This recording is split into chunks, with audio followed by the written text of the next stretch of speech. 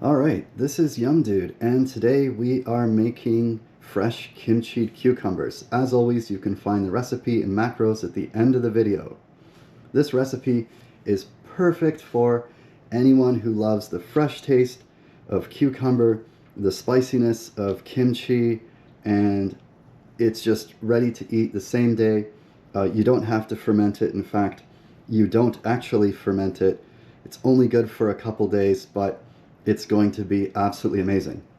So we are starting with one package of mini cucumbers that we've washed and dried previously, and we are just going to go ahead and peel those. So just lop off each end, just like so, and take your peeler and remove the skins.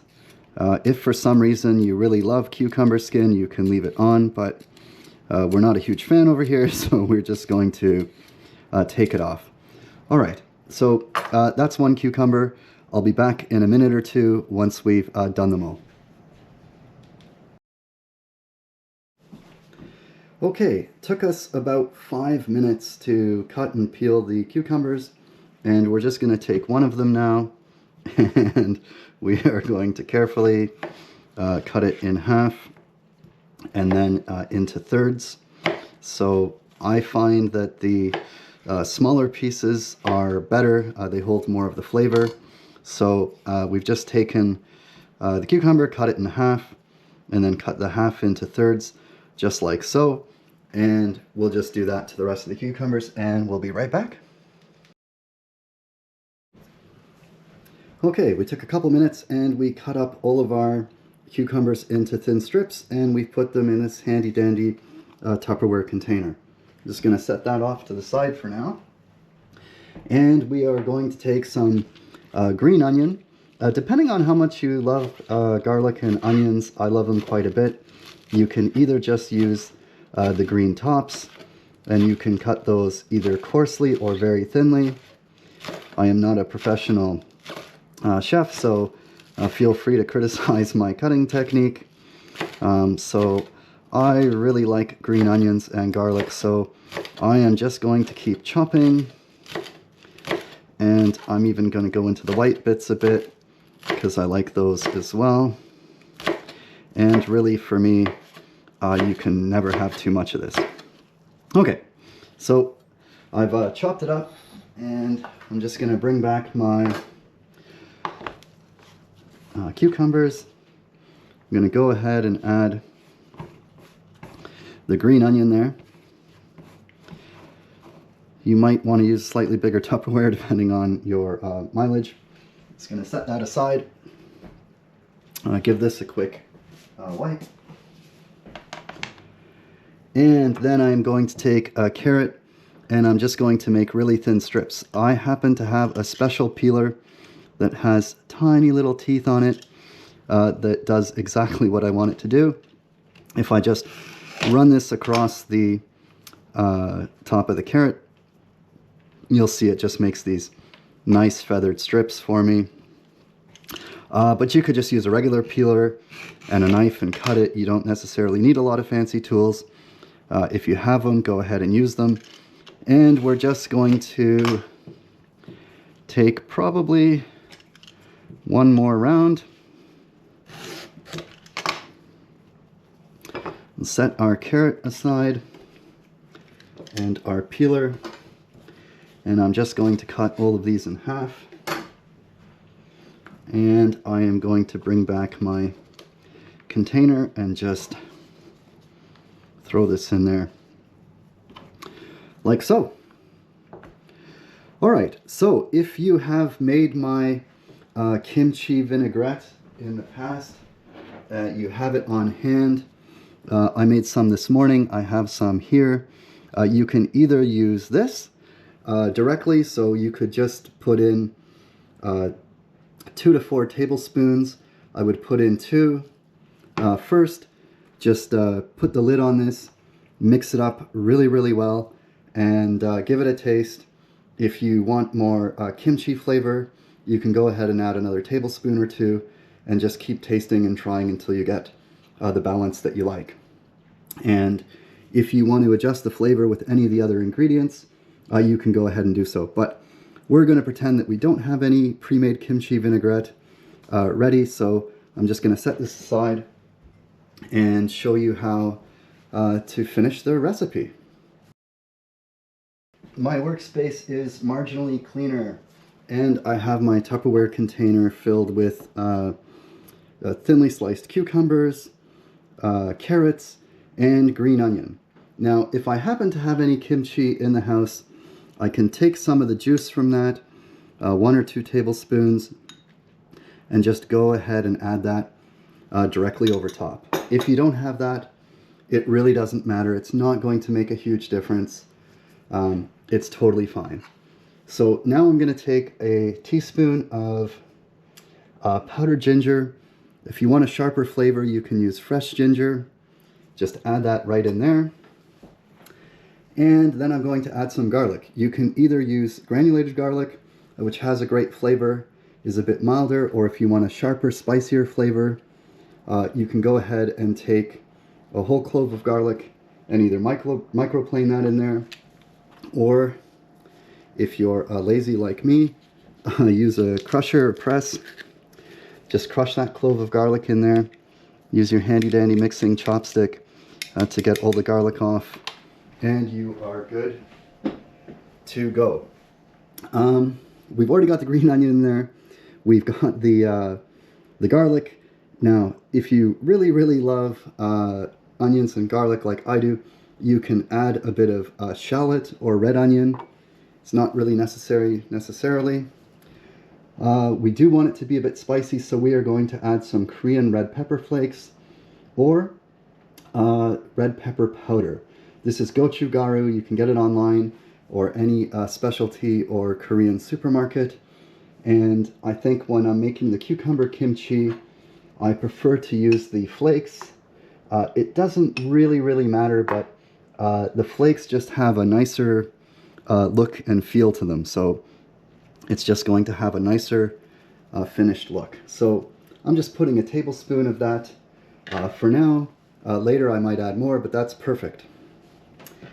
And then I'm going to take a little bit of rice vinegar.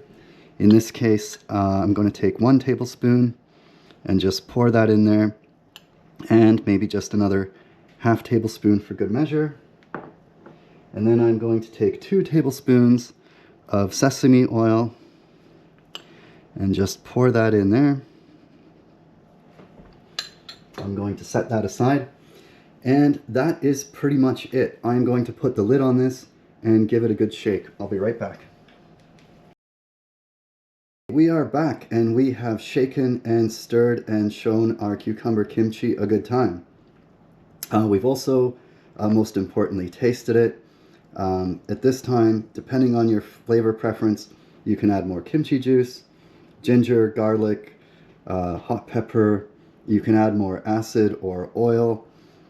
In this case, I might add a dash of salt and pepper. Maybe there's just not enough salt for me, so I can just get my salt and pepper shaker, just twist a little bit on there, and it is good to go. This is not a kimchi to ferment, so I wouldn't keep this around for a long time. I think it's good fresh. It's even better after an hour or 2. It's still good the next day. After that, for me, I'd probably make it fresh, but your mileage will vary. I hope you enjoy. Please like and subscribe, and thank you.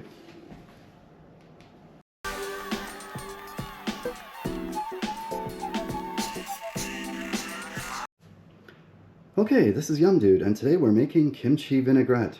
As always, you can find the recipe and macros at the end of this video. This recipe is perfect for kimchi lovers.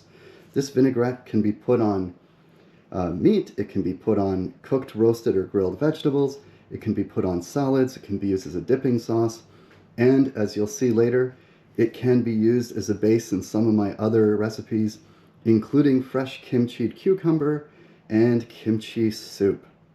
So without further ado, we'll get started. We've opened up a package of whole cabbage kimchi and put half a head in our mixer. To that, we're going to add garlic, and we can either use granulated garlic, 1 tablespoon, or we can use 2 cloves of fresh. I prefer the fresh, so I'm going to use that. I could either microplane it, or if you're lazy like me, you can just use a garlic crusher and just crush it right in there. 1 clove and then 2, give it a squeeze. Use your handy dandy chopstick, which is perfect for mixing and everything else, and just get that right in there. Now, if you are a huge fan of onions and garlic, you can also do the same with about a tablespoon of shallot. I'm just going to leave that out for today. And then we are going to take a 1/2 teaspoon of, or 1 teaspoon of ginger, and we're just going to add that in there. And then we are going to add some gochugaru Korean chili pepper. Now, you can either use the rough flakes, which have a nicer sort of visual aspect to them, add a nice amount of heat, or if you want to focus on the heat, I prefer to use the fine powdered gochugaru. I'm going to go ahead and use that in this case, about a tablespoon. If you like it a bit spicier, you can put a bit more. Really, with any recipe, you have to adjust it to your liking, so make it according to the directions, mix it up, taste it, and then adjust as necessary. Okay, now to this we are also going to add 2 tablespoons of sesame oil.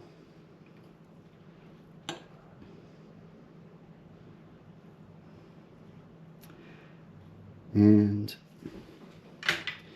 also we are going to add 4 tablespoons of rice vinegar.